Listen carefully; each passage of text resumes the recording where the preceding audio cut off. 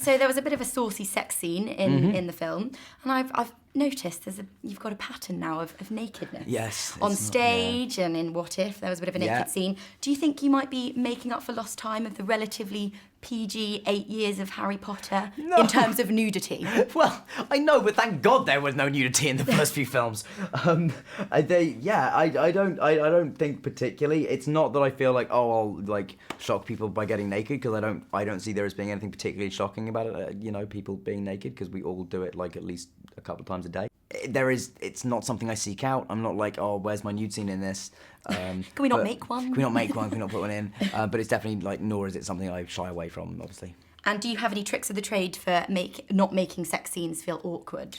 I think it depends who you're doing it with, but like with Juno, it was really not awkward. Like it was that's obviously, you're obviously very concerned about her being looked after and like, robes coming in between takes, and you want to make sure that she's comfortable and everything like that. But this scene was, I think, more fun or less awkward than most, just because like I really have got on with Juno, and also it's a very lovely sex scene. I mean, rather than like scenes I've done in the past, which have been kind of like, the one in Equus, which was, just about horse blinding and other nastiness. So it was more raw. This was like a nicer version of the kind of nude scenes I've done in the past. I saw on Twitter you had a bit of a disaster with antifreeze. I just wondered if you might possibly be able to expand on that. Yeah, sure. And what was great was that they said that to me, like, what was the weirdest thing that happened during filming, and it was the first thing that came into my head, and then I was like, this is a Twitter thing, so I'm not even going to be able to explain this. I'm just going to tell you I drank antifreeze and then mic drop.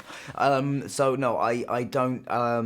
I basically, it was very stupid. It wasn't actually stupid. It wasn't really my fault. It wasn't anyone's fault. The water in Canadian trailers on film sets is non-potable because it will freeze overnight because it's so cold there, so they put antifreeze in it. I did not know this. There were no signs. I went back and checked my trailer for signs, and there weren't signs, and I didn't realise that was what happened. I just got really ill with a fever and throwing up for like 3 days, and then 2 weeks later I was in another trailer and I was about to have some water, and they're like, don't drink that, you can't drink that water. And I was like, it was probably that that laid me down for 3 days. Was there anything that you found particularly challenging about filming horns? Yeah, I mean, just the fact that the emotional intensity of the story kind of never lets up. Ig, his journey is one of just, it just keeps going. There's never a lull. So that's a challenge in itself, because you're playing an extreme situation, but you have to try and play it as grounded and real as you possibly can while doing justice to the insanity of it. So those are all challenges, but also, challenges as an actor are fun, and that's what, you don't...